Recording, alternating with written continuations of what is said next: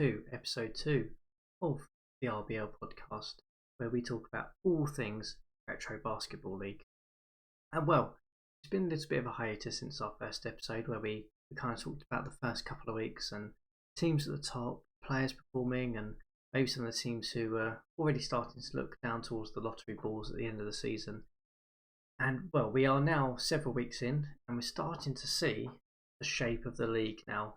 Starting to see teams who are rising, falling, starting to probably see some of those teams that will be playoff teams or should be in the competition for it, as well as some of the teams that maybe are already sort of staring down towards next season.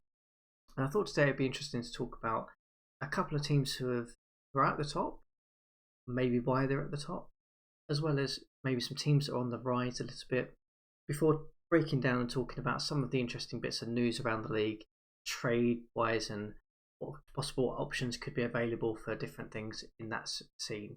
So let's get started with the nature of the league and how teams are looking.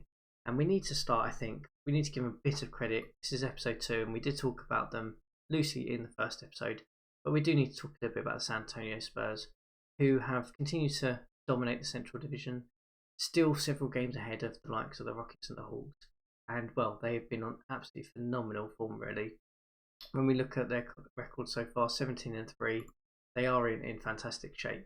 And when we start to look at maybe the reasons why this could possibly be, if we head down to the player stats here, and let's have a little look at the efficiencies, because I always find that's the easiest way to kind of see who's performing well, who's really going above and beyond, and how things are doing.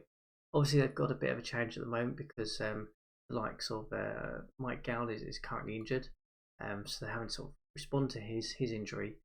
But obviously, we talked on the first episode about George Gervin and how phenomenal he has been. I mean, he's continued to be absolutely insane.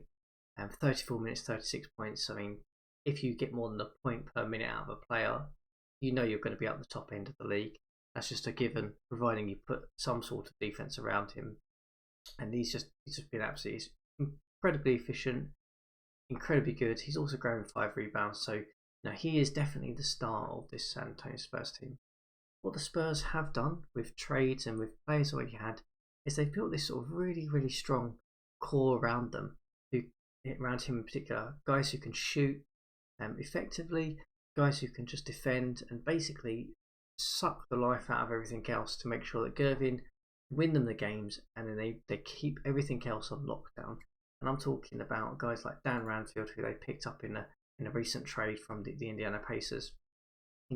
He's a good rebounder, probably one of the better rebounders at his position, solid defender on pick and rolls and on post defense. He can kind of hold his own in all of it, but also he's not going to necessarily lose you in offensive efficiency. If he needs to take a shot, he's got a good shooting percentage. So if we go down to his efficiency numbers, 56.4% true shooting is pretty good. His defense is 94, he's 99, so he's a net contributor no matter what's happening around him. So a really tidy pickup by the Spurs in that one. But if we look at other players on the team, and we talk about Don Booz, again another sort of acquisition that came in, phenomenal defender, really, really good. But again, similar story here. His shooting numbers are not good as Ranfield's, but it's okay. It's not terrible. 44 shooting percentage is not terrible. It's enough to get by. You're not going to expect him to put up a bunch of shots and a bunch of points, and that's pretty much as it is. 400 on paper, it doesn't necessarily look too great, but he's got 6 assists to turnover, 3.8 turnover ratio. He's a contributor, definitely a net contributor with the ball. He keeps the thing moving. His defense is really, really good. His efficiency there is 89. Offensive efficiency is obviously great because of the assist numbers that he's putting up. So again, really, really good piece to add here. And that's basically the story of this Spurs team. I mean, we can talk a bit about the likes of Billy Ports, who's, again, he's not going to be the give-all-be-all for a offensive unit. He's going to put up basically a double-double type numbers probably, or near enough there. But it's just efficiency gains. And that is pretty much the story of the Spurs this year. They've just been efficient and letting Gervin get on and kind of get his points, lead that forward charge for them. So Spurs are continuing to sort of roll forward, and who knows what's going to happen. I mean, I've heard rumours that they're probably looking at other trades and other things as we move into the season. But looking in really great shape now at the moment.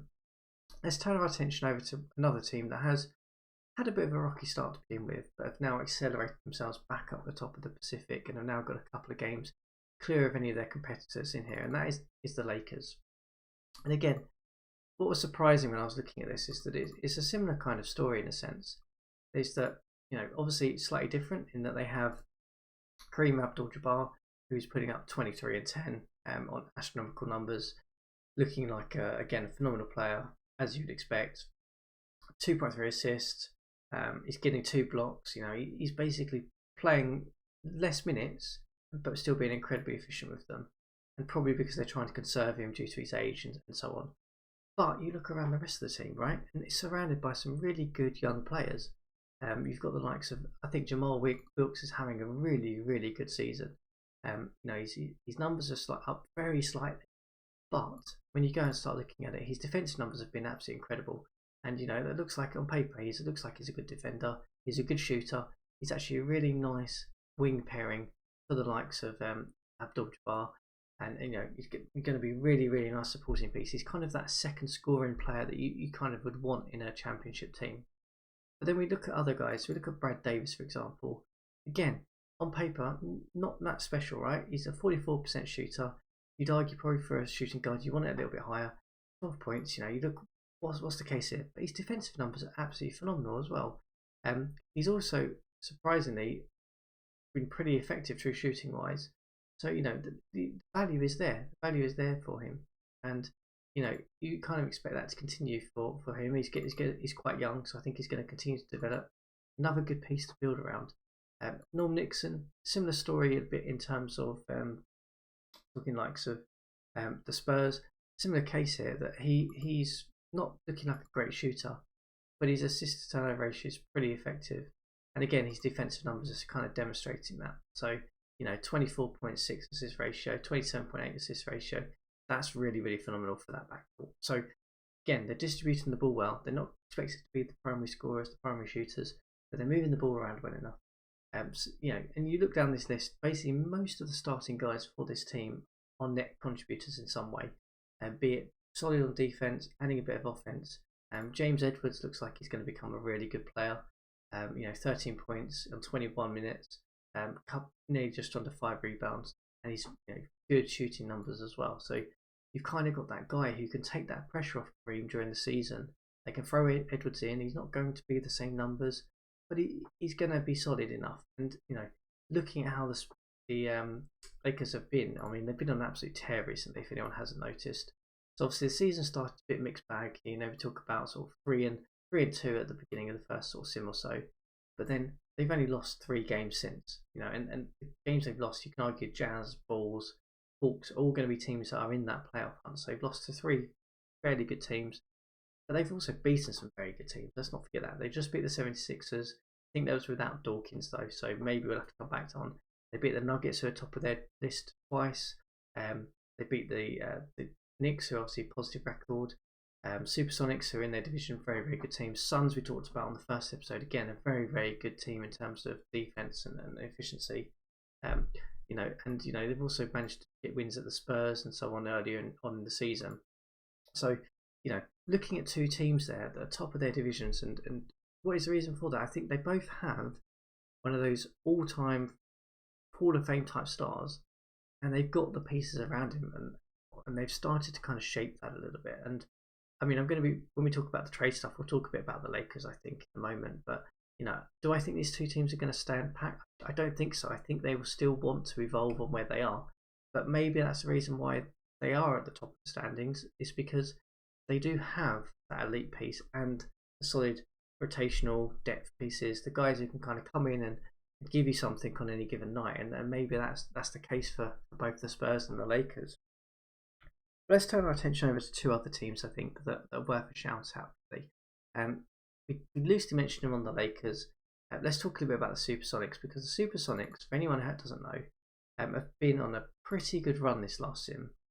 So they've been a bit of a mixed bag over the past couple of sims. Probably were looking like they were on a downward trajectory, not necessarily being that contender / playoff team that we would expect the Supersonics to be with some of the talent they have.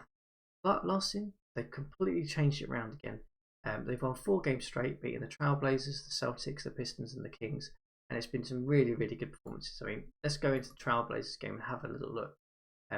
You know, the likes of Fred Brown really, really starting to shine out as an elite player, and really starting to carry this team. But we talked about Sigma, I think, a little bit previously. But this team has the pieces to really be a good playoff team, maybe a contender, and it's great to see that they're starting to kind of do that now. I mean, if we go and look at some of the other games they played, and the Pistons won as well. Maybe you would argue you probably want a bit more out of Marvin Webster. I don't think he's had quite a slow start to the season, but Fred Brown is certainly looking like a really, really good piece for them. He is 29. He's obviously an elite player at this stage. His numbers are back to sort of the expectation maybe before the previous season. Maybe to get some of that efficiency out of him a little bit better, but they can continue. Fred Brown continue in that manner. This is looking like a very, very good team again. 11-9. They've swung themselves back around to a positive record.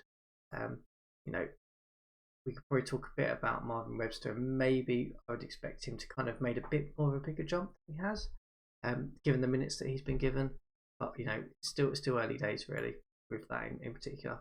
But really great to see the Supersonics back up to winning ways after a sort of sluggish mid start here.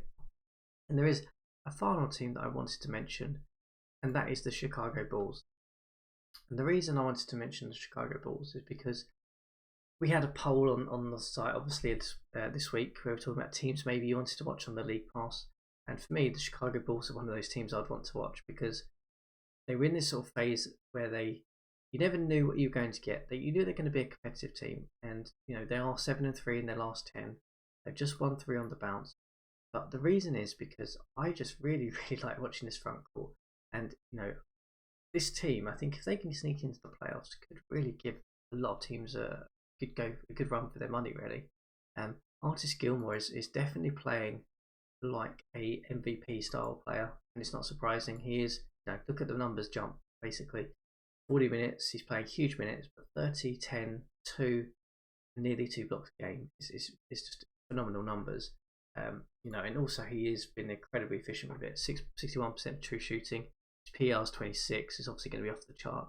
So really, really would enjoy watching him. I think he is just one of the stars of the league at this point. But I also like it because I just would love to see this front court because they've got Mickey Johnson as well, who again is having a good season.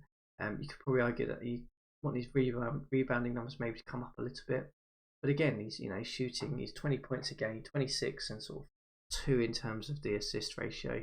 But he's just a really good inside scorer, and those two together must be an absolute nightmare for any team. And I just would be fascinated to see how this team kind of plays out really on any given night, because I think if those two turn up and you've got basically 50 points between them in the front court, very, very hard to stop that, given that they will cause so much damage and issues in terms of drawing fouls. It'd be really, really interesting to see. And again, if we look at some of their games they've just recently won, again, teams that are going to be sort of in and around it probably. I mean, we could talk about the Warriors. Obviously, they are currently on the CPU, so probably not where they should be in terms of their talent level. But you've beat a good Pacers team. The Hawks win in particular was the one that stood out for me. It was a low-scoring game, which is not what I'd expected for the Bulls to do.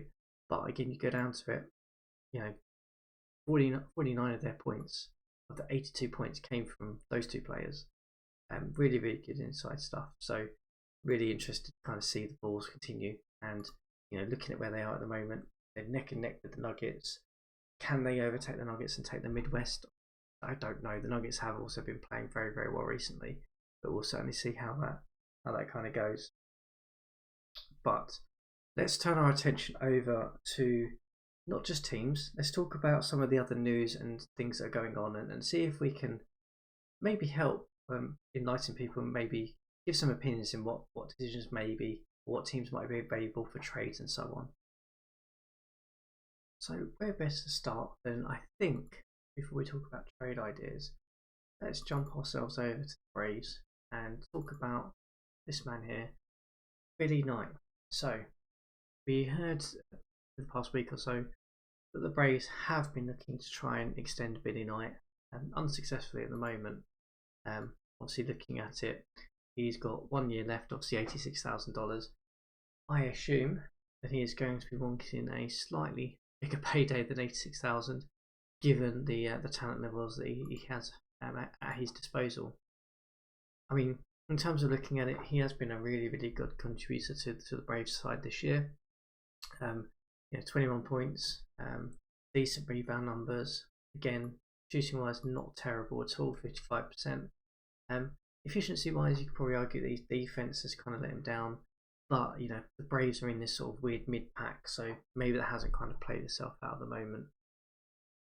I guess the question that comes down to is really that we should be discussing here is, do I think the Braves should extend Billy Knight, which is what they're intending to do?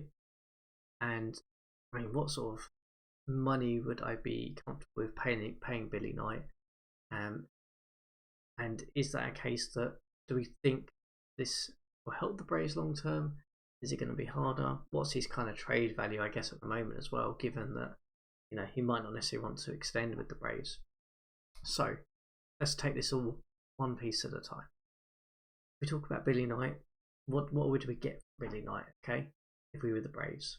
At the moment, we're getting a really solid scorer, arguably a good defender, probably not the world's greatest rebounder at small forward, or that he's not going to be the most efficient in terms of handling the ball, and he's not going to be the quickest type of player, but he is a good small forward for this league. In terms of what else, he is quite a nice supporting player in this team for the likes of Randy Smith and Sven Nater. This team is currently geared up, I would say, to be in the later stages of prime years of those three players in particular. So at 6 and 14, do I think extending Billy Knight, running with Randy Smith, running with Sven Nater, is going to take this team from, let's say, 6 and 14 to being a playoff team? My answer is probably not. But does that mean that I think the Braves should extend Knight or not? And well, I think it comes down to, honestly, I think yes, they should extend Knight, because if you start thinking about trade value for Billy Knight, I think arguably if you find a contender, you might be able to get a first round pick for him. A contender might look at it and go, he can give me just a bit of scoring that I kind of need, maybe from my bench or as a six man, to kind of take me to the new heights that I'd want to be at. Is that really a good trade value for Billy Knight? Probably not in reflection, but the contract dictates probably a little bit of his value here. So it makes sense from my perspective, if I'm thinking about it, for the Braves to extend Billy Knight and then maybe see if they could shop him in the off season. Package him with maybe their first round pick in the draft to maybe move up, or maybe move it into the infamous 1980 trade now draft selection, which has Magic and Bird in our league. So maybe that's something to consider. I mean, at 25, he's probably got, maybe if you're lucky, 1 year more of development, so he might hit some of these really elite shooting skills. But realistically, you're kind of getting the player you're going to see here. So, in summary, I think the Braves should probably look to extend him, providing the price is right. Because I think even if they were to trade him, extending him and then trying to trade him will be much more efficient and will probably gain better value than just trying to trade him on his existing expiring salary. Then the question becomes, what's the salary that we think is acceptable to get a guy like Billy Knight? So to do that, I think we need to go and have a little bit of a hunt around in terms of players here. So let's go and have a little look at this small forward position, and let's have a little look. So in terms of his scoring, he's probably around sort of a Truck Robinson, a Jamal Wilkes. You could probably argue Alex English. He's that type of player probably. I mean, Alex English aside, because I think he's still quite young and on a nice contract. I'm not sure if Truck Williams is probably a nice counterparty for him. So Truck Robinson is probably not as good a player as Billy Knight. So what sort of salary is he after? He's currently on 80,000 and expiring. So at the moment, you could argue Billy Knight is probably in the right ballpark for his current salary, where he is at the moment. Obviously, being you're looking to extend, pretty clear he's going to probably want slightly more than 80,000, I would imagine. You know, got likes of Dennis Johnson, who's probably again not probably slightly better defender than the likes of Knight, but again, he's not going to be on a huge salary, I'm assuming, because he's on these rookie sort of deal really still. Let's have a look at maybe Jamal Wilkes. I think he might be a bit of a youngster still. Yeah, he is. So he's still on 72,000. So you can see how quite quickly it's quite difficult to grab the valuation in terms of where he maybe fits. I mean, MI Carr's probably quite a good comparison in the sense that he's probably not as quite as good a shooter as Billy Knight. Defensively, he's probably better. Handling, offensive rebound is very similar. He's not quite as athletic as the likes of Knight. In terms of his contract, he's on 70,000. So, going back to our Mr. Man, Billy Knight here, he's obviously on a contract of about $86,000 a year. What would I say would be fair in terms of offering him to keep him on the Braves? For me personally, I think if you can get anything under sort of that $95,000 salary, so I'm thinking sort of if you can get him anywhere between sort of 80 to 95,000, that looks like to me that is probably where he sits in terms of ballpark. But it's going to be quite difficult to do that. His greed is 78, his play for winner is 86. So does he want to necessarily stay on a team that's currently 6 and 14? I don't know. But a real tough decision there for the Braves. But, you know, I think extend him in that ballpark range. If not, gamble on free agency, I think, or try and trade him, because I don't think he's going to be the guy. If you pay him $100, $120, $150,000 a year, he's going to really get the value back for you. So yeah, Billy Knight, interesting one coming up there in terms of thinking about his extension. Let's turn our attention over to a couple of other things that are going on. So there's another player that has definitely been shopped around a lot. That is Austin Carr. So anyone who's been following Discord server in the league will know that the Cleveland Cavaliers, obviously being at 3 and 17, they are rebuilding now, and they do have Austin Carr, who, well, what does he bring in terms of ability? I mean, he looks like should in theory be a okay shooter. This season he has been pretty terrible in that regard, but how much of that is down to maybe the players around him and this team rebuilding, hard to tell at the moment. He's actually surprisingly not too bad in terms of his other stats. I mean, he's not going to be a starter for any team. He can do a little bit of everything. So, you know, he's not going to be the greatest pass first point guard. He's kind of can do just enough to get by. His defense is pretty average. You know, his athleticism is okay. He's got stamina. He can sort of run longer minutes if needed to. But for me, Austin Carr is probably a second or third point guard in a good team. So you probably expect him to probably play similar numbers that he is for Cleveland, which is around about 10 to 15 points per game in a stretch. And you kind of expect him not necessarily to do anything incredible, but just to basically be a net contributor ideally, which obviously he's not demonstrating that at the moment, which means it's quite hard to probably trade him and find somewhere. But I've had a little think about it.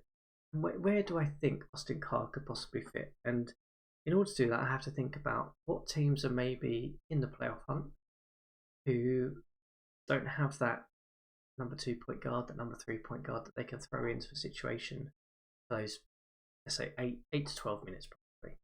And I've got a couple in mind. First up is probably going to be,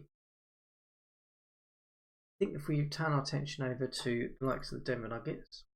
So Denver, if you look at their point guard situation at the moment, they do have Matt Calvin, and they also have Jim Price. So two, I mean, okay players. I mean, Matt Calvin is just a defensive guard.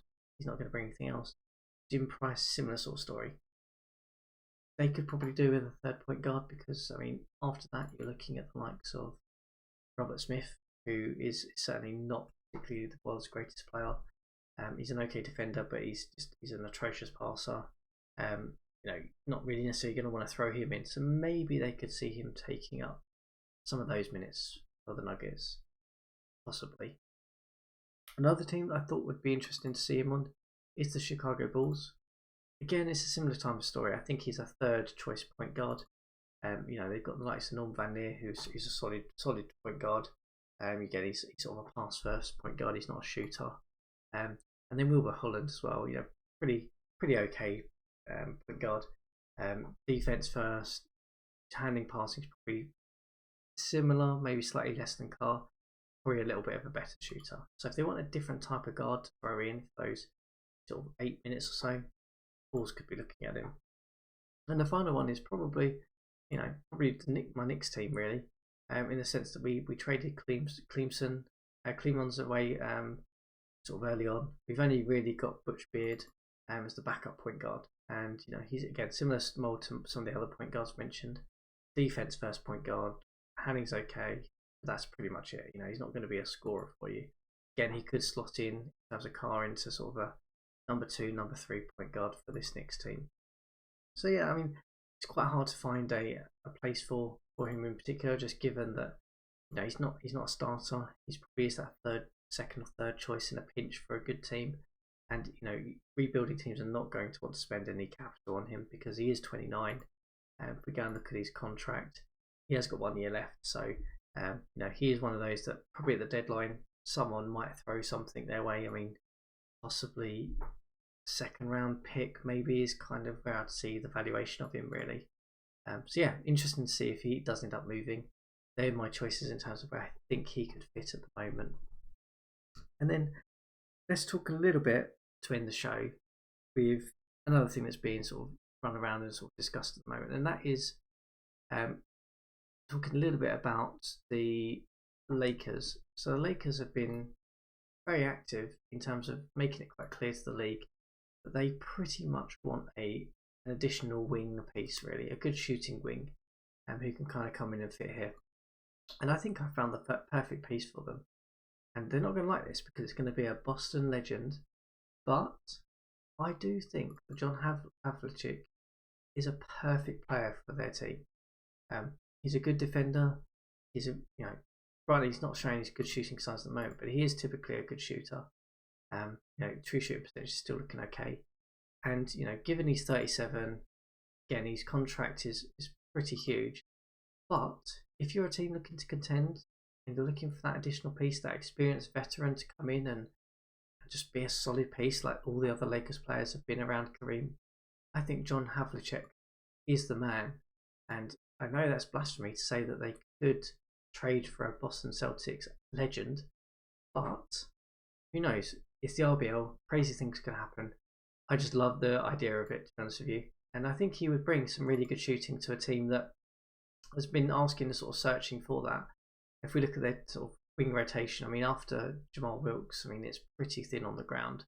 You could argue he's definitely better than the likes of Don Ford, Tim Aberthany, and the likes of Lou Hudson at the moment. So yeah, I mean, I think that's a perfect fit, if I'm being perfectly honest with you. The Lakers trading for a Celtic, an absolute Celtics legend. That is how I'm going to end episode 2 of this show. As always, guys, thank you for all the comments, feedback, and everything as we go along. If there's anything you would like me to talk about, any topics that have come up that you think are interesting, please drop them my way, and I'll certainly talk about them on the next episode.